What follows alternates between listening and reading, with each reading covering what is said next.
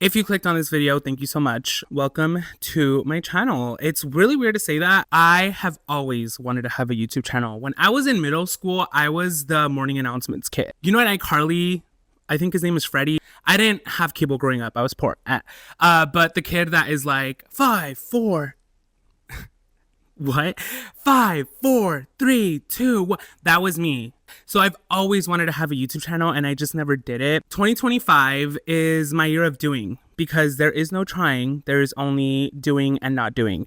And this year I want to do. I want to do the things that I have told myself I've always wanted to do and just haven't. Which brings us to the next point of things I have been wanting to do. For the past 3 years, I have told myself that I'm going to read 50 books. Don't ask me how I came up with that number relative to the time in the year that we have. Because in my head, right, there's 52 weeks in a year.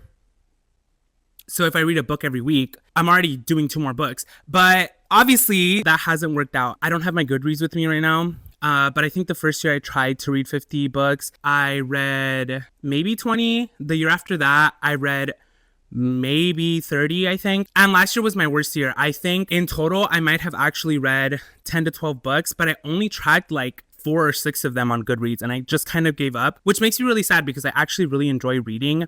I think I just don't make time for it this year because it is my year of doing. I will be reading 50 books, and I'm trying to set myself up for success. In this video, I will talk about the 15 books I am determined to read in 2025. My goal is to read these by the middle of the year, so January, February, March, April, May, June. By June, and then I will pick another 15 books to read. And you might be thinking, Angel, you want to read 50 books. Why are you only picking 15 books in the first half and 15 books in the second half? I know myself enough to know that if I make myself a list of the 50 books I'm going to read, I'm going to look at it like homework and then I'm not going to do it. If there is a reading slump or a moment where I don't know what to read, these are books that I've been wanting to read for a while and I want to read so badly that I will reach for that book instead of just not reading. I know I've been yapping for a while. Let's get into this list.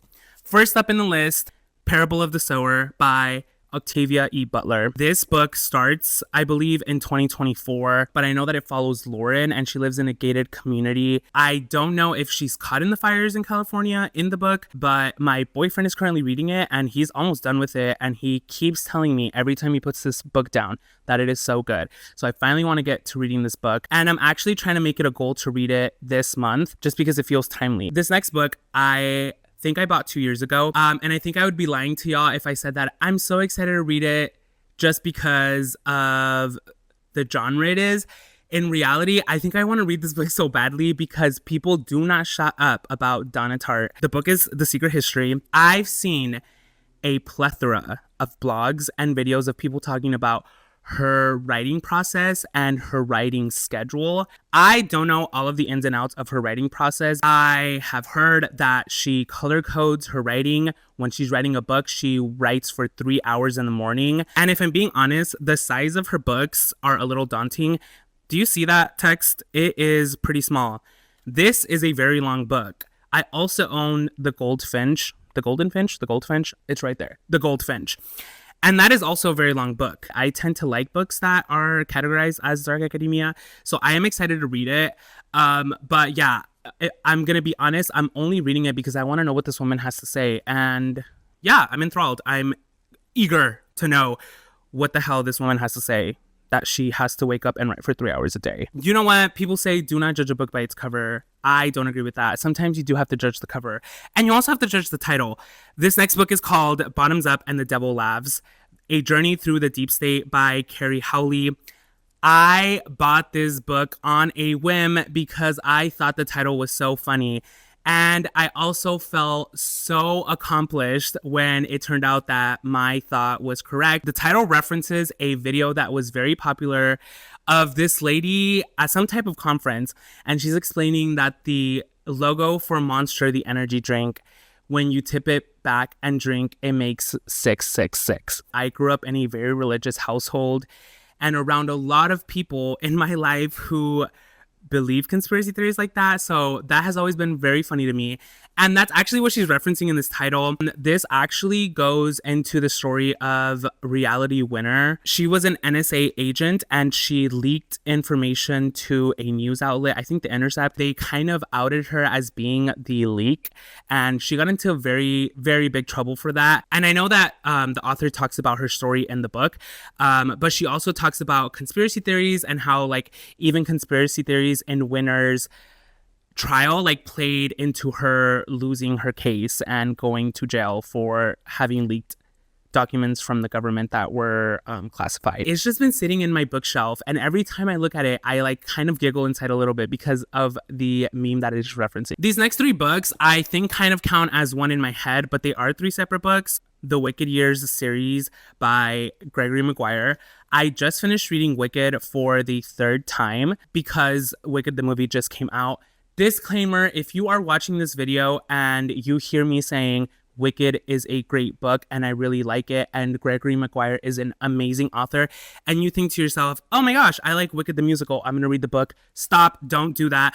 Don't go into reading that book thinking that it is going to be like the musical. It is not. In my opinion, they are 2 different stories with similar themes, but they get those themes across in very different ways. They are not the same. Up until I think like 3 years ago, I did not know that Gregory Maguire had written 3 other books that were in that series. I thought that Wicked was like the only book. But we have Son of a Witch, A Lion Among Men, and Out of Oz. So those are the 3 books in the series. The reviews I read were not the most stellar. They weren't bad, but like compared to the reception that Wicked got when Gregory Maguire put that out, that was really popular and people really liked it. And I think obviously that's why it became a musical. But I've read the reviews for the three other books in the series. And even though people who reviewed it might not like it, I don't care. I want to know what happens and I want to build my own opinions. The next book was actually kind of big in 2024 because it won the Booker Prize, and it's Orbital by Samantha Harvey. I told y'all that I do judge a book by its cover. I think that's a very pretty cover. Also, I don't know the criteria that the Booker Prize uses to pick their books for their short and long list, but I'm always thrilled to know what they picked as the best for the year and what is in the running to win their prize.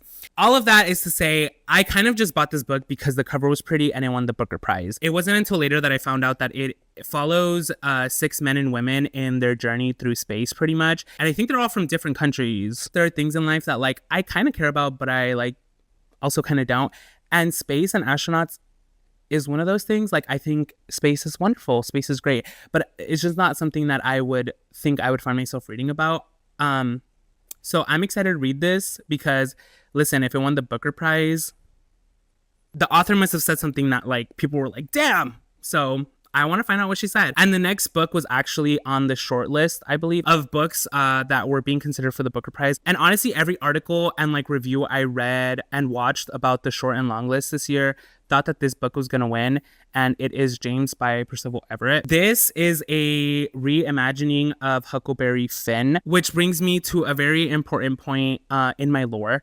I have not read a lot of classics. For some time, I thought I was not well read. There are, like, I didn't read a lot of classics. And I have not read Huckleberry Finn. However, again, having read reviews and watched people talk about this book, people have said that they like this way better than they like the actual classic by Mark Twain. When it was published, I already had another book by Everett that I wanted to read, and it's Erasure. It's the book that got turned into American fiction recently. I thought, you know what? I'm going to buy this book instead of Erasure, which now thinking about it doesn't make sense. Like, I should have just bought Erasure. But given the popularity this has gained, I'm glad I bought it before they put the little logo of the Booker Prize because it makes me feel accomplished. Like, I thought it was cool before everyone else did.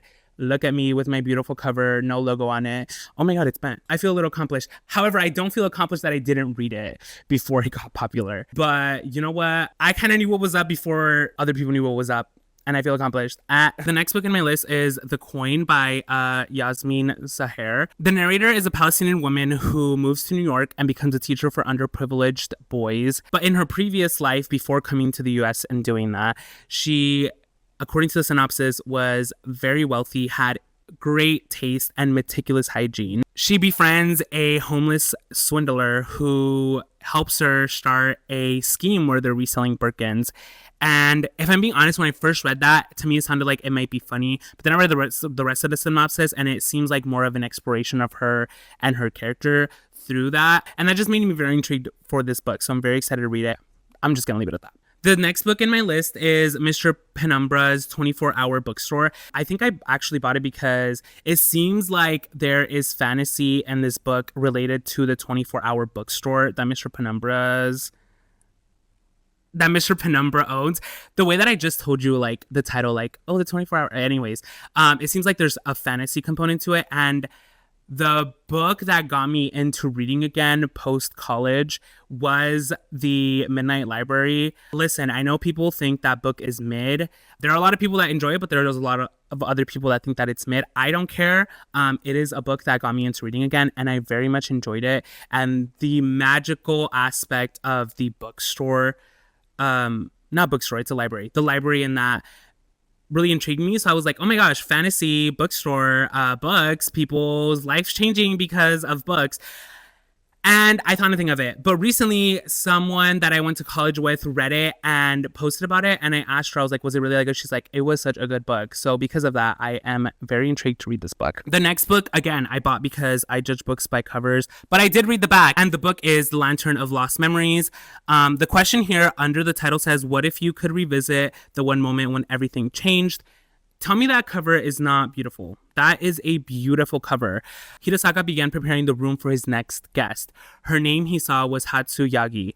He hoped he could give her a good send-off with just the right photos to see her on her way. Revisiting like your life or changing your life because of something mythical or like fantasy related really gets me in books. So that's why I got this one. And also, I think if I get in a reading slump, a little cute book like this will put me together. So I also included in my list The Message by Ta-Nehisi Coates. He's the author of Between the World and Me. And I think it's so interesting that they put on here that is like what he's known for, Between the World and Me. Because in the book, he takes 3 trips.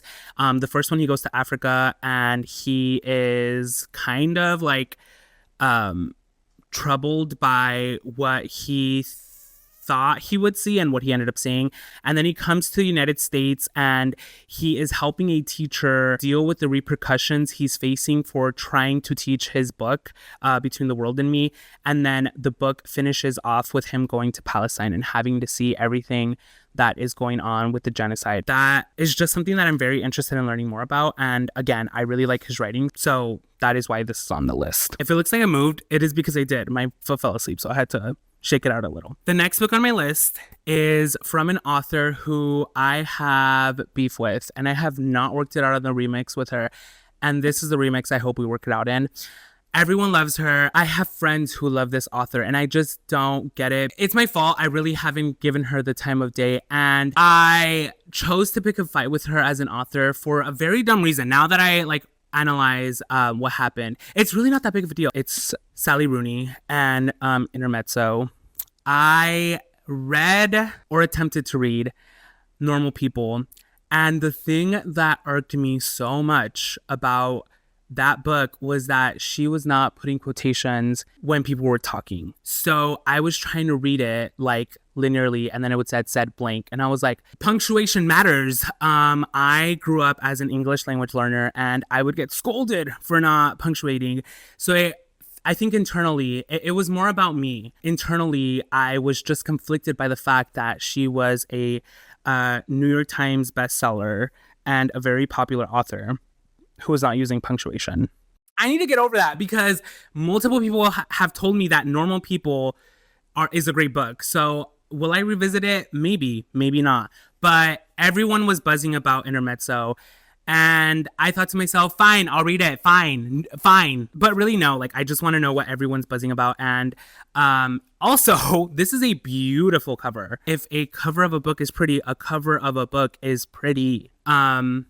Sometimes I think to myself, what the hell do authors have to say so badly that it has to be that long? But you know what? My favorite book as of recently was Babel by R.F. Kuang, and the Lord knows that book is enormous. So I'm going to give Sally Rooney, Another Try. No, I can't approach that book like this. Like, I'm excited to read this, not because I didn't like Normal People. Also, I can't say that I don't like Normal People because I did not read the entirety of it, and I was so grappled. I was so annoyed by the fact that she was not using punctuation that I didn't give it a try. So I'm excited to read this. I've come to that conclusion. Thank you for walking me through it. The penultimate book in my list of books I want to read in 2025 is another book that is inspired by a classic that I have not read because I have not read classics. And it is Demon Copperhead by Barbara Kingsolver. This book is inspired by David Copperfield by Charles Dickens, but even in the back, they mention that it is inspired by it and that you don't have to like have read that to enjoy this book. It also tells you that David Copperfield is a book about institutional poverty and the negative impacts it has on children, which is kind of where I think the inspiration for this book came because it's a book about a boy that is born into poverty. They talk about foster care, child labor, and I think it mentions that they explore the topic of addiction as well. I'm also excited to read this because members of the book club I belong to have said that it is a really good read. And I just noticed that this is like not the only book on my list that kind of is either a reimagining of a classic or taking a classic a step further because James also is a reimagining of Huckleberry Finn. This is inspired by a classic. The 3 books that I still have to read from the Wicked series are from Wicked, which is a book that takes the Wizard of Oz a step further and kind of explores a character that is deemed as like the villain. I think why I like books like that is because I enjoy when people are able to take something and take it a step further. Like, I read this amazing book, but like we didn't look at this character, or like I read this classic and what if we looked at it from this angle? So that is why I'm super excited to read this. The last entry in my list of 15 books I want to read in 2025 is Defectors by Paola Ramos. I don't know if you guys have watched the news, but the 2024 election was crazy. And I, as a Latino gay man myself, am very, very troubled by the fact that we saw a rise in Latino voters voting for a Republican bigot. Paola Ramos in this book explores the rise of that happening, like the Latino far right, and what it means for the United States and how we got here. Paola Ramos is the daughter of Jorge Ramos, who I grew up watching every night on the nightly Spanish news. And like, tangent, but that man, maybe that's how I knew I was gay, because I was not watching the news for what was happening. I was watching the news because Jorge Ramos was on. And yeah, that is all I have for today. If you like the video and you want to see me talk about other books I read, maybe in the future talk about these books because I ended up reading them, remember to like, comment, and subscribe. Let me know in the comments what books you're reading this year, or if there are any books in my list that you also want to read or have read, and warn me about them or tell me that they're good and that I should read them. And if you didn't like this video, I'm sorry, but thank you for staying with us. Let me know in the comments why you didn't like the video, and maybe I will read it and make better videos in the future. I'm open to feedback. You know what? Constructive criticism makes the world go round. Thank you all so much for watching. See y'all next time.